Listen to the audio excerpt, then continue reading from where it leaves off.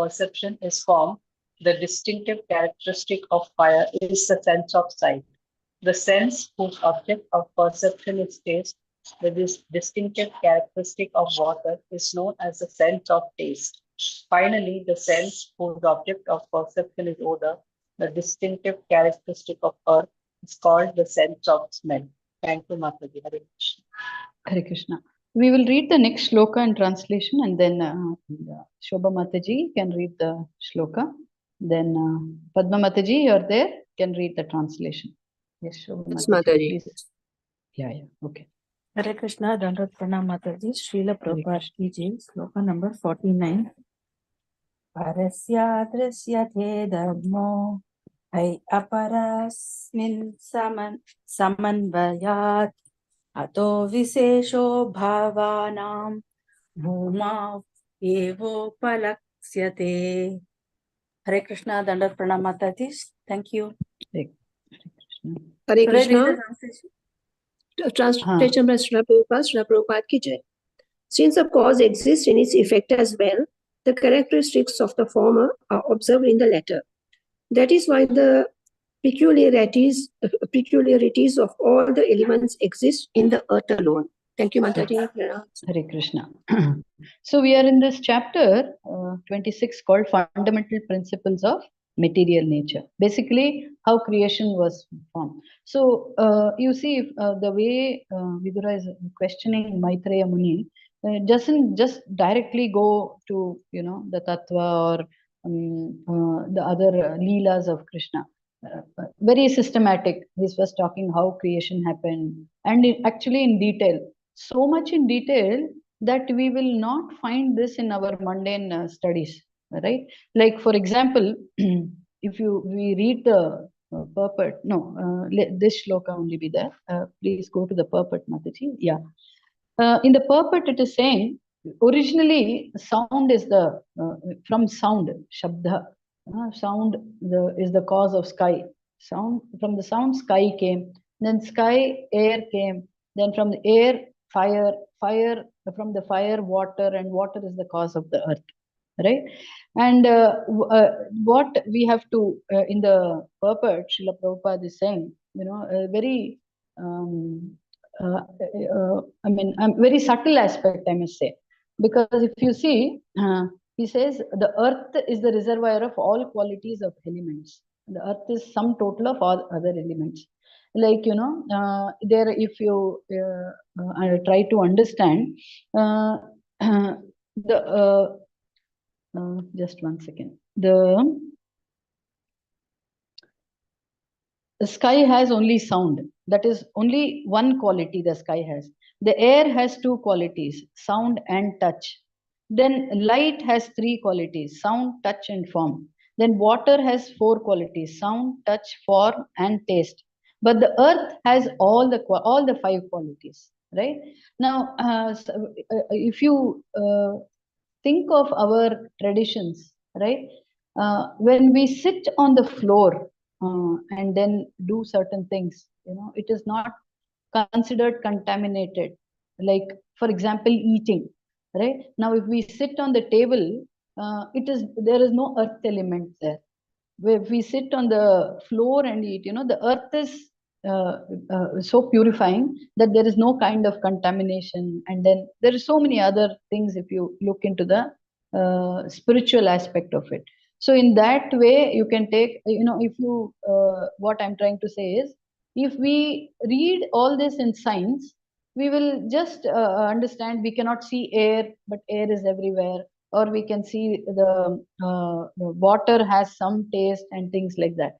But these subtle things are given in Shrimad Bhagavatam, right? About what is the cause. And then you see, what is the original cause of everything? The original cause is sound, Shabda Brahma, the sound, right? A lot of importance is given to Shabda Brahma. We know how we acquire knowledge. There are four ways of acquiring knowledge. Anybody wants to list what are the 3 ways of acquiring knowledge? Hare Krishna Mataji. Sadhu Shastra. Yes. First one is Hare Krishna. Hare Krishna Mataji. Pratyaksha Mataji. Pratyaksha. Pratyaksha Pramana. Yes. Then Anumana Pramana. Anumana Shabda. Shruti. Shabda. Shabda Pramana. Pramana. And now with these classes, we know which is the most authentic and why. Shabda, coming from Krishna Shabda originally. Pramana. Yeah. Yeah. Pratyaksha Pramana may not be so this thing because our senses are imperfect. And Anumana Pramana is you're contemplating, I mean, you're guessing maybe this or that. So you see, the aspect of sound has, and even if you see, Srila Prabhupada very nicely talks about how when we hear the mantra, how it wakes up. I mean, how do you wake up a sleeping man? By Shabda. The same way, the soul, Jiva Jago, how is it done? Dora Chandra Bole, Kota Nidra. Then in the last of that Kirtan, Srila Bhaktivinoda Thakur says, Harinama Maha Mantra, Lohi Lo Magiya. So the Shabda is so important, what we hear. You know, many a times when I was listening to, I was sitting in another room, and then I was hearing some cartoon which my son used to see earlier, right? Then I realized, without seeing, just listening had such a profound effect. I mean, it was so disturbing effect. I'm saying, all the bangs and this and that thing. So I'm saying and then we know how does bhakti start, Shravanam, Kirtanam, that aspect of Shabda, the aspect of sound is very important. So that is one thing, and how each thing has, like sound, sky has one quality, like that, the earth has all the 5 qualities. So these are some of the things that we can understand from only Shrimad Bhagavatam. At least for me, it was a total different perspective coming from an engineering background. This is a totally different perspective and a very wholesome perspective, right? Rather than just the physical aspect of it. So our scripture, Sanatana scripture, deals with not just the gross, but the subtle things also. Yeah. So these were a few thoughts for these 2 shlokas. We'll go to shloka 50. Anita Mataji can read, and who's this? Vishabhanu Mataji can read the translation.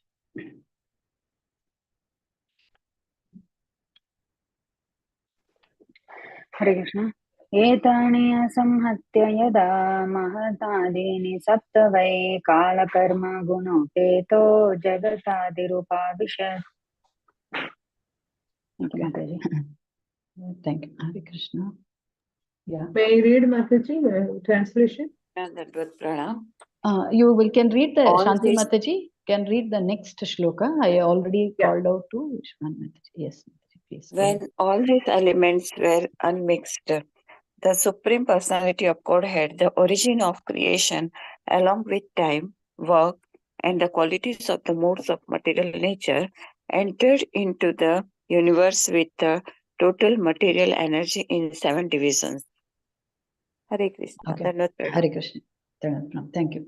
Now, we will see an example what Srila Prabhupada has given, and then we will try to understand this. Now, say a brick has to be made. Now, brick, we know, needs all the Panchabhutas, that is air, water, fire, earth, and all that. Now, just because it is there, it doesn't become a brick. When does it become a brick? When there is a sparsha, or when there is an interaction between a living being. That is, when a man comes, or a person comes, and then he mixes, and then he puts it in fire, whatever, blah, blah. The same way, if you take a clay pot, right? So, the Mahat Tattva is like this, matter. The Mahat Tattva is complete. Everything is kind of mixed, all the ingredients are there. So now from this Mahat Tattva, including the false ego, everything is there, right? All the primary elements, 7 primary elements and other things. Here it is saying the purport Srila Prabhupada is saying. But how does this become active? Like now if we are talking so much about matter, Prakriti, then Maya, matter and all that. But even this universe also has to function. Like if you see, even though the planets are matter, but then they move, isn't it? And then here also we see when if you go to Shilpa Shastra, that person who made that Ram Lalla, I forget his name, some Srinivas, whatever, right? So he was searching for a stone, which has life. He was saying. So what we are thinking as matter, okay, but actually everything is coming from Krishna. In one sense, it has life also, right? So now how does this have life? Like how when a pot with the ingredients, with the potter, with the interaction of the potter, with the intervention of the potter, the pot was made with the ingredients. Originally, where this came from, the Mahatattva it's a what to say, a ball of everything, right? And then when the Lord enters into it, as Garbhodakasai Vishnu enters into the universe, then there is life into the universe. The super soul of the universe is Garbhodakasai Vishnu, right? And then not only that, he says entering into even the atoms of material world, each and every atom. You know what? Every time this aspect, every time I see a tree, or I see, I mean, when I'm trying to explain this, it always awes me. You know, like, can you imagine somebody pervading into every little thing of not in one universe, in all the universes, number of universes which are there. We're not just the Paramatma. In each and every cell, you know, if the cell has to breathe, then that means, you know, the Paramatma has to be there. Imagine, I mean, like the greatness of Krishna, right? And not even his expansions, right? Because Garbhodakasai Vishnu and all are expansions. Just talking about the original Krishna, who, you know, enters into the universe, not just the universe, and as Paramatma into everybody, and then also into each and every atom. And then how does he do? Unlike, you know, I mean, because his any organ can do any function.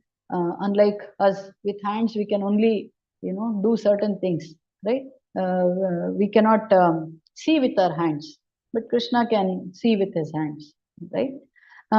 Just by glance, you know, he's showing his power every time, you know, his power. And why we have to keep on contemplating on this is why I am not the controller, why I cannot be the enjoyer. Because somebody is a controller, somebody is an enjoyer, means he has to be that powerful. If I can be that powerful, then I can also become the enjoyer or controller, right?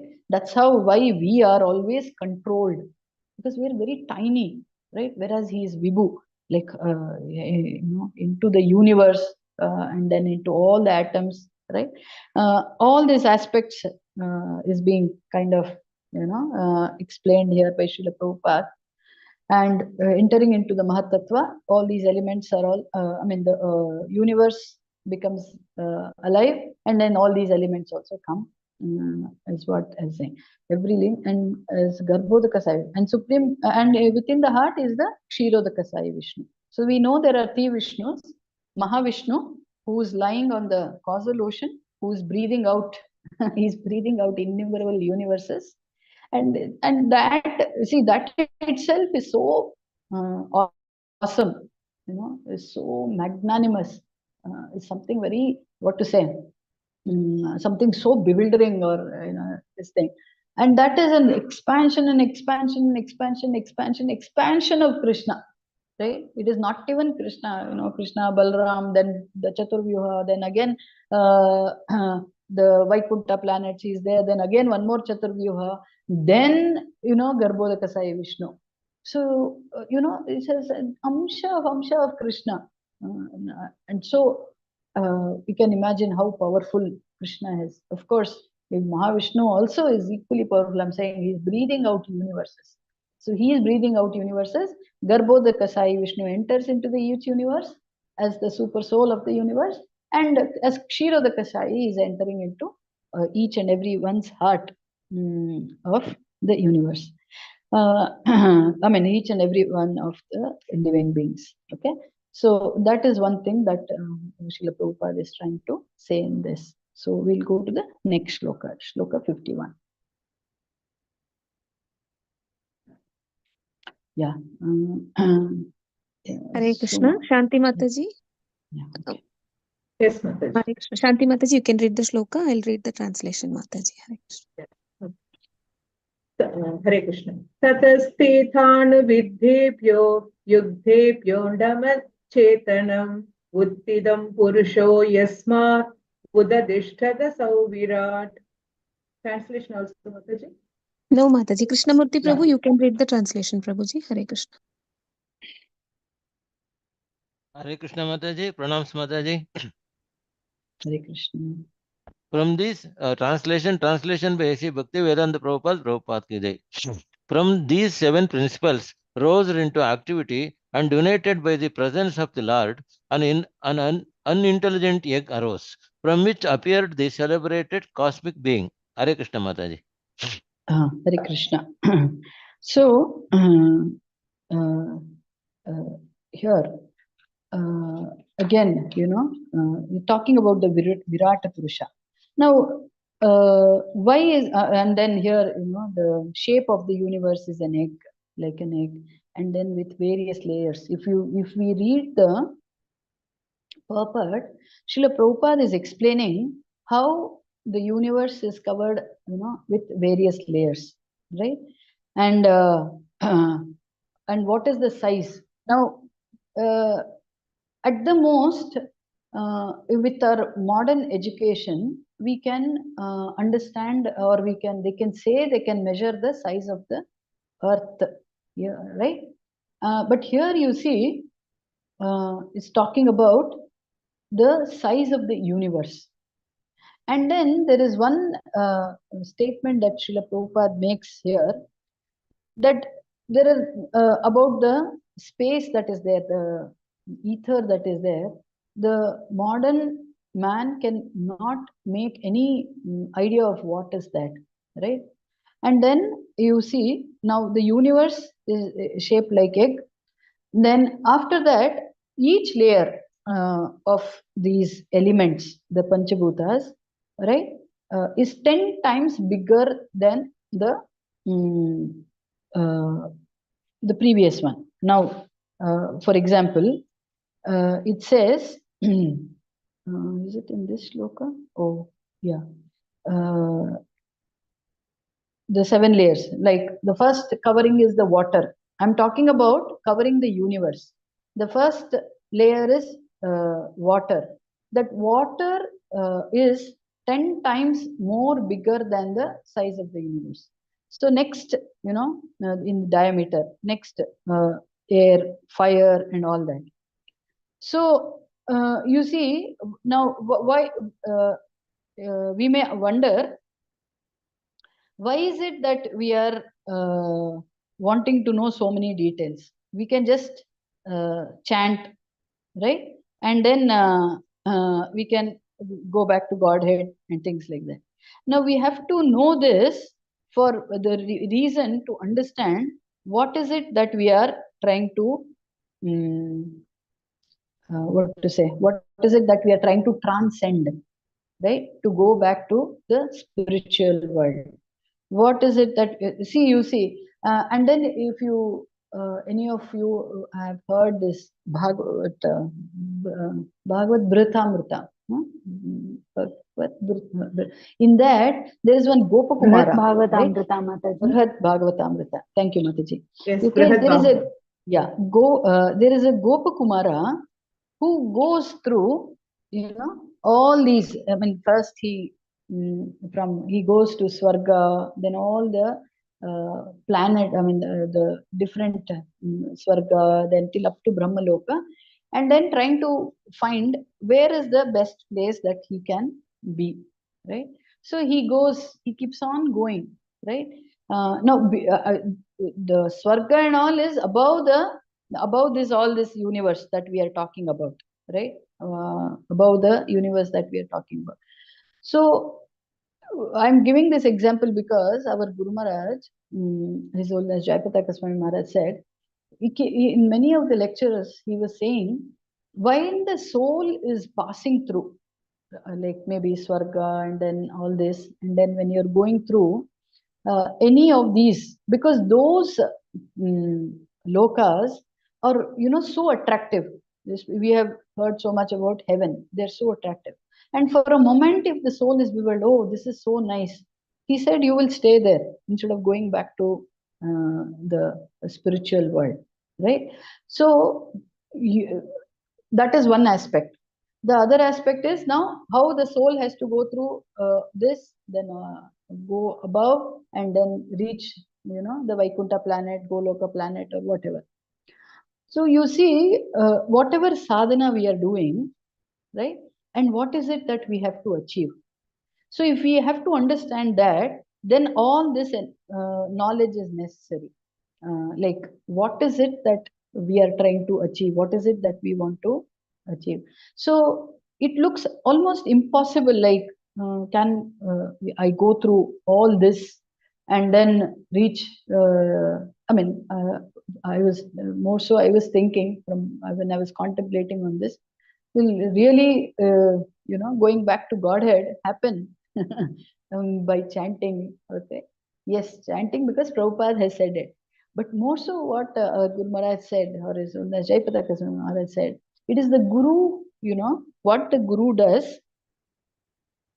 He is like how the horses are with that, the side on the eyes. They put it on the side. I don't know what they call it. Eye flap, you can call it.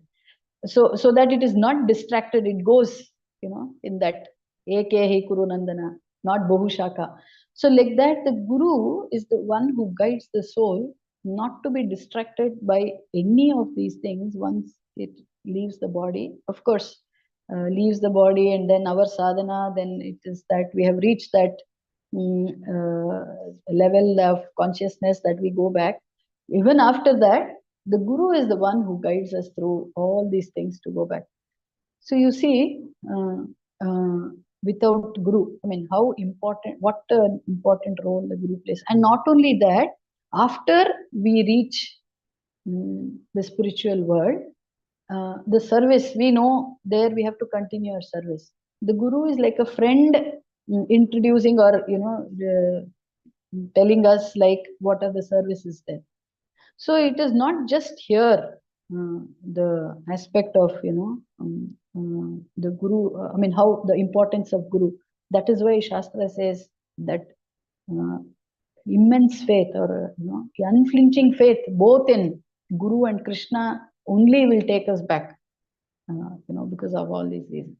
So all this knowledge about the universe, then each layer, how each layer is, and then above that you have all these still in the material world itself, the above 7 planetary systems.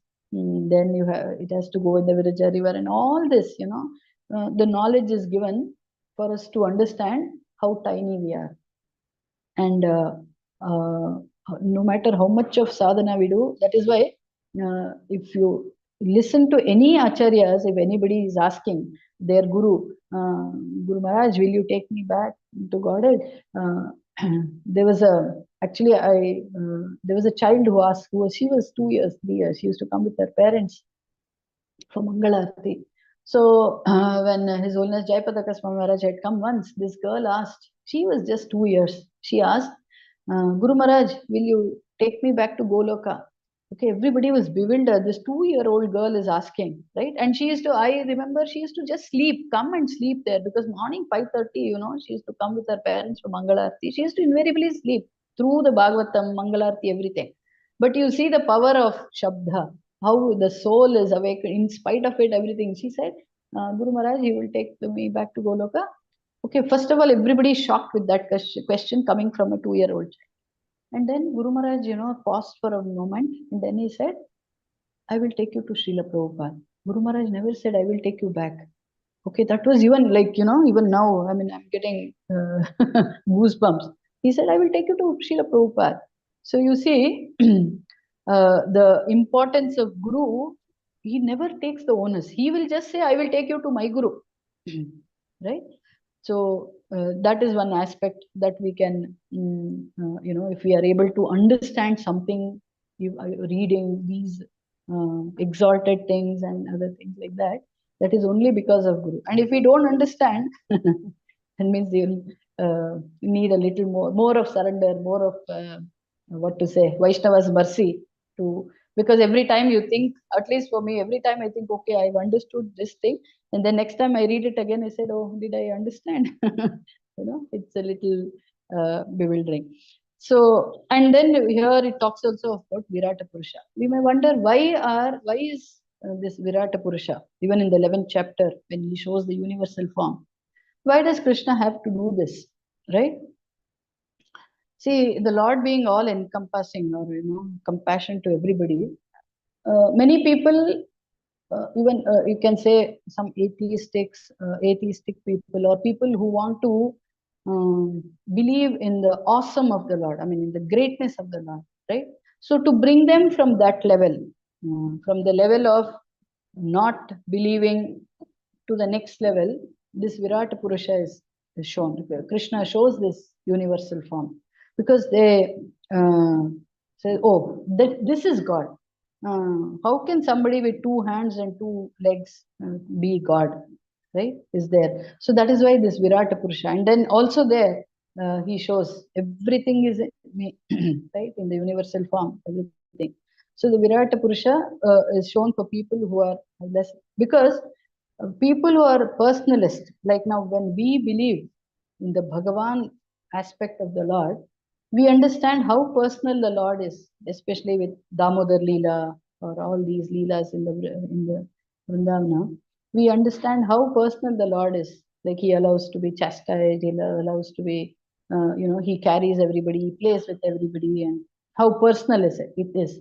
So that devotees understand. And then why that is the topmost? Because he wants a personal relationship. Now, what personal relationship you can have with Virata Purusha? How, imagine dressing Virata Purusha, doing Abhishekam for Virata Purusha, for the universal form. That form was scary to Arjuna. Who Arjuna? Savyasachi, I mean, somebody like Arjuna. Then imagine people like us, trying to think of, I mean, how, if we had really seen the universal form of the Lord, how bewildering it will be. But for people who want to, or on the kind of edge, they want to believe, but then they think two-handed form is just like any other ordinary person. So Krishna gives this Virat form, and then he moves them in the ladder of bhakti. So that is why this Virata form is also shown. Another thing, right? So we will go to next shloka. Anasuya Mataji, you can read the shloka, Mataji. Hare Krishna. I'll read the Krishna. translation. Yeah, thank you, Mataji. Hare Krishna, Mataji. Pranams. Etad andam visheshakyam karma vruddhairdashottarai toyadivi parivrittam pradhanena vrutairvahi yatra loka vitanoyam rupam bhagavato hare. Thank you, Mataji. Hare Krishna. Hare Krishna. Translation by His Divine Grace A.C. Bhaktivedanta Prabhupada. Prabhupada ki jai. This universal egg, or the universe in the shape of an egg, is called the manifestation of material energy. Its layers of water, air, fire, sky, ego and Mahatattva increase in thickness one after another. Each layer is 10 times bigger than the previous one, and the final outside layer is covered by Pradhana. Within this egg is the universal form of Lord Hari, of whose body the 14 planetary systems are parts. Hare Krishna. Thank you, Mataji. Yeah. So, see, I'm giving you a reference of one Shrimad Bhagavatam, Canto 3, Chapter 20, Shloka 13. Right? In that, it very precisely, Srila Prabhupada has given about this, how about all the 4 groups of 5 elements. Like the first is the Panchabhuta that we know, air, fire, water, ether, and this thing. The second is the Tanmatra, the subtle elements of sound, touch, form, taste, and smell. And the third are the sense organs that acquire knowledge, that is the eyes, ears, nose, tongue, and skin. And the fourth is the working senses, that is the speech, hands, feet, and the fifth is the deities who control this and also control all these things. And then it comes the mind, intelligence, false ego, Atma, Paramatma, and time. In 3.20.13, Srila Prabhupada, because many a times you will have to go back and see, Tanmatra, they talk about Mahatattva. The Mahatattva Pradhana comes a little later. Mahatattva we know. It is a combination of everything which is not come into life. Then Pradhana, we'll have to keep kind of reading this again and again to understand these different things, right? So there, the about material nature, 3.20.13, in a very nice way, Srila Prabhupada has listed this down. And also further, Monday onwards, we will see about the shlokas, how each of this is, there is a presiding deity or presiding deities. There can be more than one. And how, when the Lord, wanted to hear, then our ears came. All this will come in detail, right? So,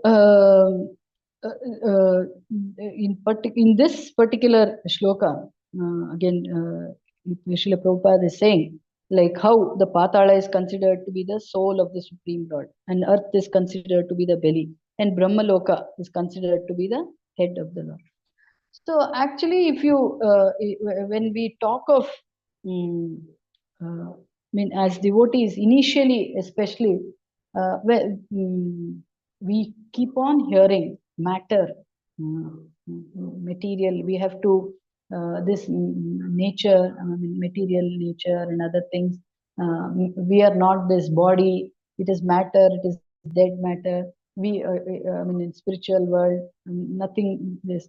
But then, when you're reading all this, one thing that is coming is everything is coming from Krishna. There is nothing like which is away from Krishna, right? Everything is coming from Krishna. That's how in Chaitanya Charitamrita there is a beautiful shloka. Like if we have to understand that shloka, it says, Sthavara Jangama Deke na Deke Tara Murti Sarvatra Haya Nija Ishta Deva Spurti. And translation by Prabhupada says, see that very nicely, the translation, Srila Prabhupada is saying, the Mahabhagavata, the advanced devotee, certainly sees everything mobile and immobile, but he does not exactly see their forms. Rather, everywhere he immediately sees the manifest, sees manifest the form of Supreme Lord. Stavara Jangame Deke na Deke Tara Murti. He doesn't see matter. Who? The Mahabhagavata. So even though we understand this is matter, this is nature, and we do not belong to this world. It's like a fish out of water. But that is like how the pure devotees. If I'm seeing here, I'm seeing this laptop. But then the pure devotee will not see it as a laptop. He's seeing it as a form of his Ishtamurti, as his Icha Devata. That is how he's seeing it.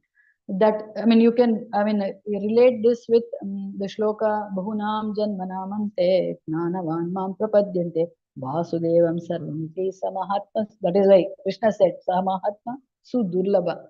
Very, and it doesn't happen in one this thing. To understand Bahunam Janmanam, so many, even as human beings, we have been being born so many times, and then come to understand that there is nothing, nothing called matter or nothing which is away from Krishna. And how to understand this?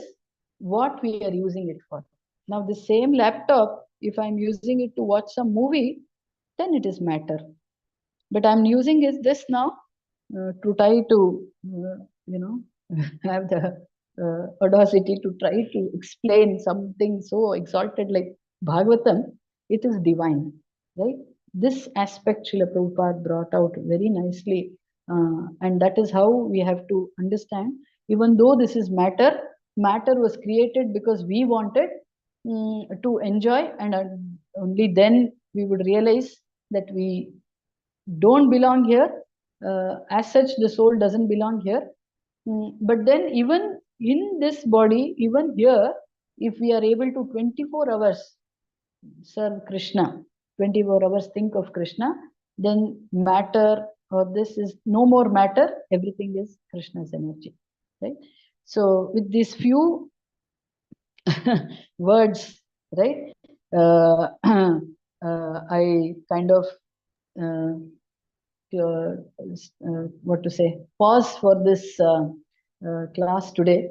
It has been really very challenging in one sense about how to explain, because some things are clear, some things are yet to reveal itself rather than me trying to understand.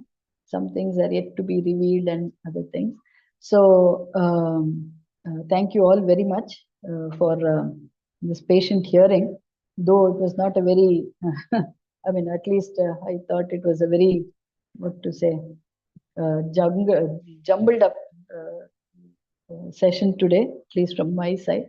If there was anything that you all could able to understand or were able to take from this, it's all mercy of my Guru Maharaj, and need all your blessings for a little more improvised version of Bhagavatam, Shrimad Bhagavatam. Thank you very much. Hare Krishna. Hari Bol.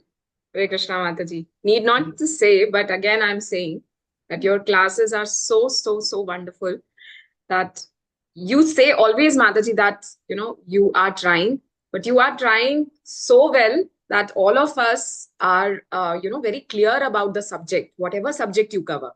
So thank you very much, Mataji. Hari Bol. Thanks to the Paramatma in you. He makes things easier for me, and he makes you all understand whatever jumbled words. You are never taking the praises. Okay, Mataji.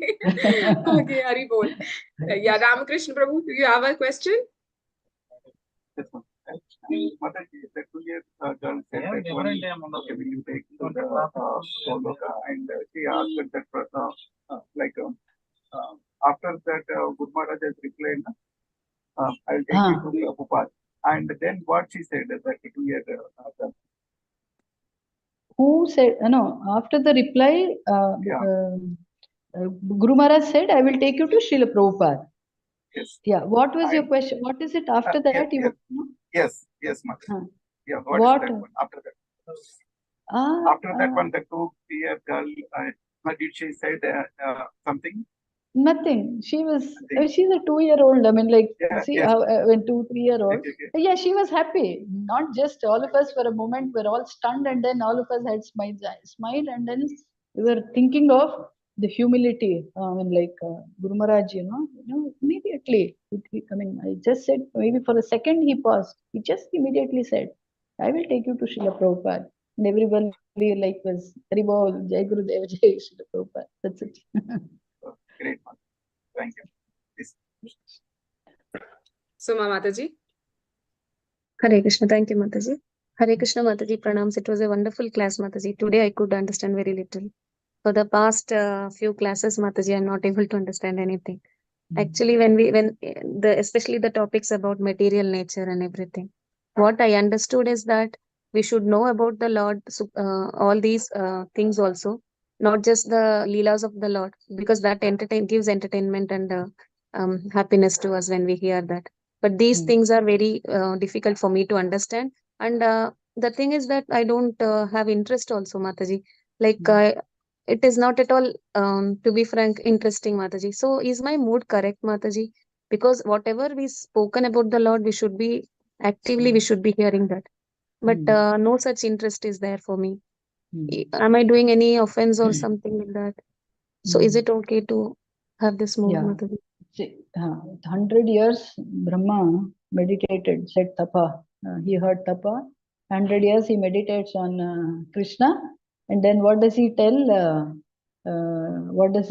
Krishna? Krishna asks, what did you understand? He said, I understood and I don't understand anything. Brahma, who is in 4 Chaturmukha, in each Mukha he's saying the Vedas.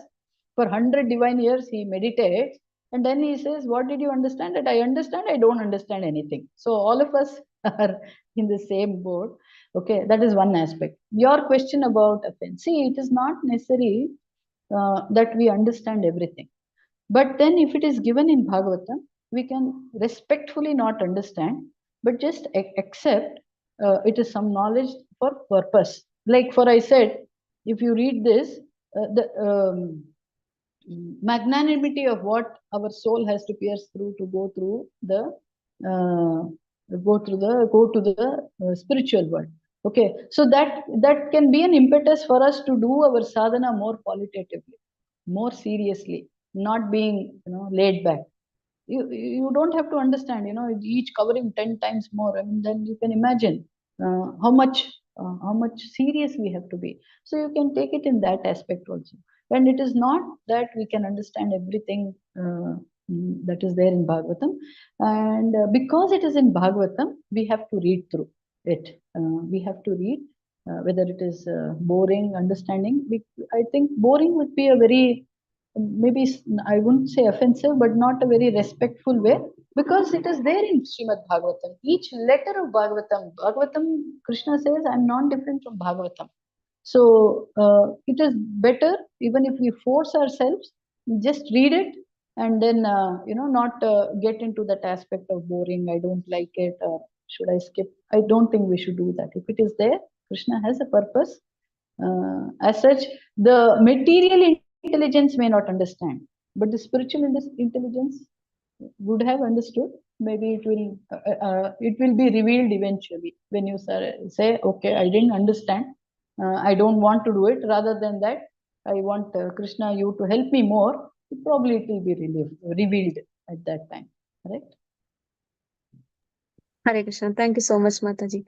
Actually, instead of motivating and making me more serious about my sadhana, it really creates a fear also, Mataji, because we have to transcend, our soul has to transcend all these, Mataji. So that is also there. But this thought just now came to my mind, Mataji, like we are taking the holy shelter of Shrimad Bhagavatam, which will, drive us away from the fear, Mataji, which gives us Habaya. So I just wanted to know, Mataji, like it created a fear, Mataji, for me. Like our soul has to transcend so much when you said in the class. So I'm just asking, Mataji, how can I understand that? Bhayadinda bhakti. Bhayadinda bhakti is, not bhaya of the Lord. Lord will punish me. No. Bhaya of the material world. Bhaya of forgetting Krishna. Yes, so, Bhayadinda bhakti. There is a saying in Kannada. So invariably people think that bhaya is of the Lord. No, bhaya of this material, bhaya of Maya, being away from Krishna. So it is bringing you to bhakti.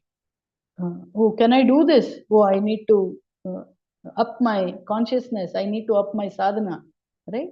Bhaya of my own laziness, of my own, seriousness in the whole aspect. Bhaya of that. If it is bringing, it is a nice bhaya. It is a good bhaya, not a negative way. Thank you so much, Mataji. I'm really thankful to you for telling this, Mataji, because I can understand the difference. But only when you speak, I'm able to differentiate everything properly, Mataji. Because I was thinking that it was the fear of Lord. No, it is not the fear of the Lord.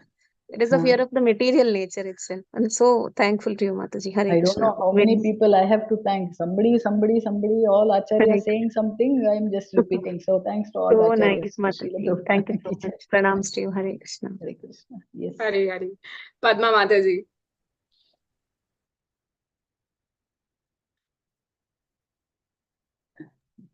Padma Mataji. You have raised the hand. Okay. Any other question? Krishna Mataji. Yes, please. Am I audible, Mataji?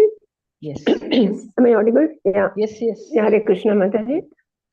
So simple, but so wonderful, Mataji. You can understand. At least we can make an effort to understand the way you explain. I'm not praising you, but this is a fact, Mataji.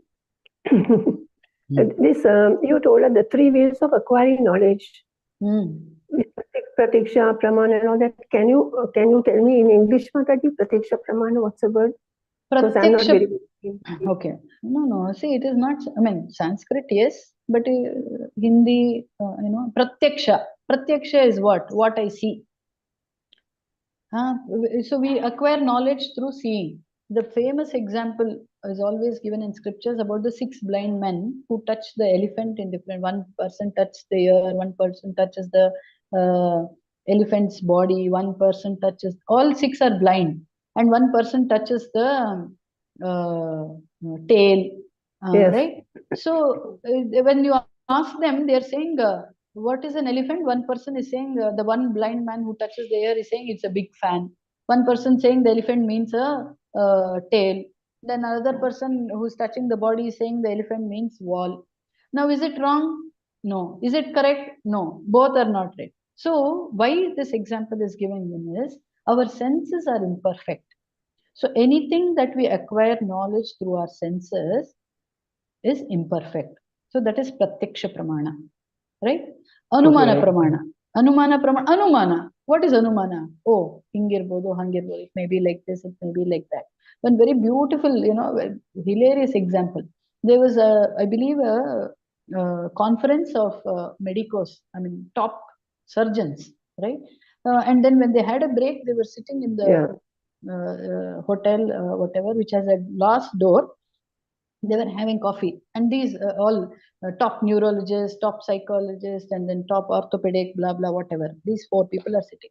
Then from that door, they see a man limping. Okay.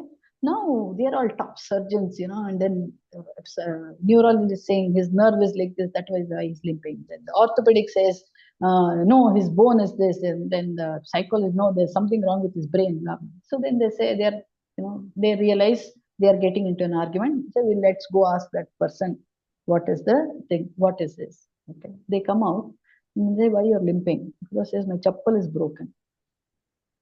Okay. So this is Anumana Pramana. We are acquiring knowledge through Anumana. It's a very hilarious example, but a very powerful example. Like through Anumana Pramana, how wrong we can be. So that is ruled out. Ruled out in the sense it is not perfect.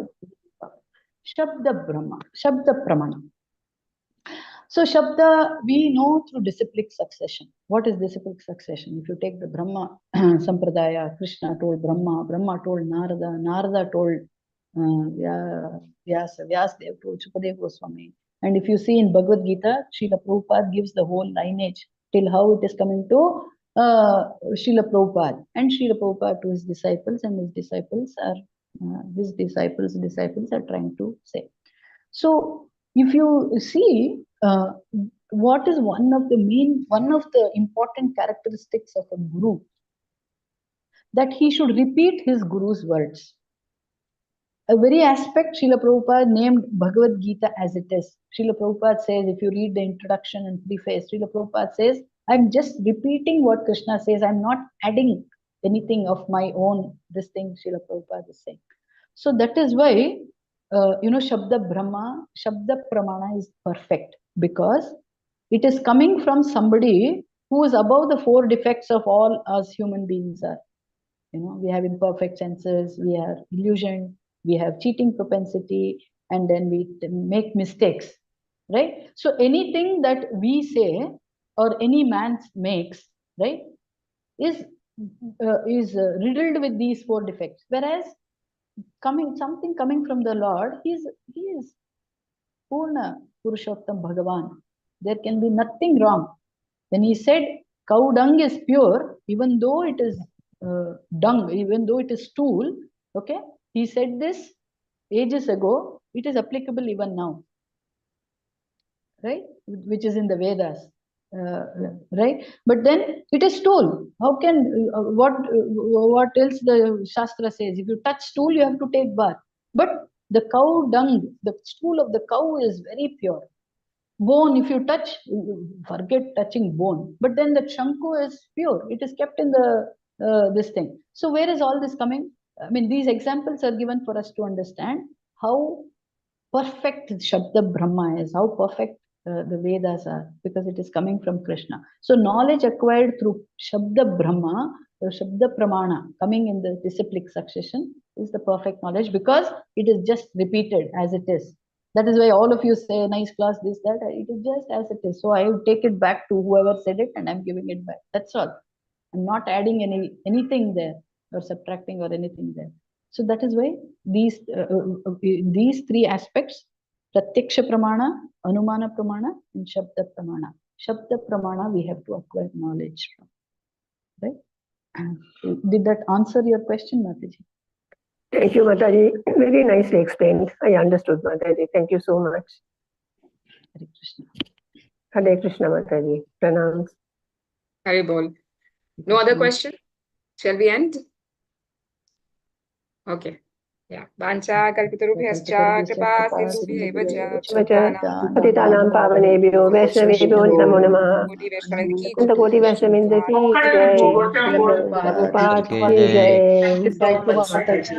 Hare Krishna. Grantharat Hare Bhagavatam Krishna, ki Mataji. There are very Hare many Krishna, messages, Mataji. Mataji, about your class. So people are praising, devotees are praising. That class was very good. Yes, Srila Mataji. Prabhupada ki jai. Hare Krishna. Hare Krishna, Mataji. Hare Krishna, Mataji. Hare Krishna Mataji. Pranams End the Mataji. session, Mataji. Hare Krishna. Hare Krishna to everyone. We'll meet again on Monday, 9:30. Thank you, Hari Mataji. Bol. Hare Krishna. Hare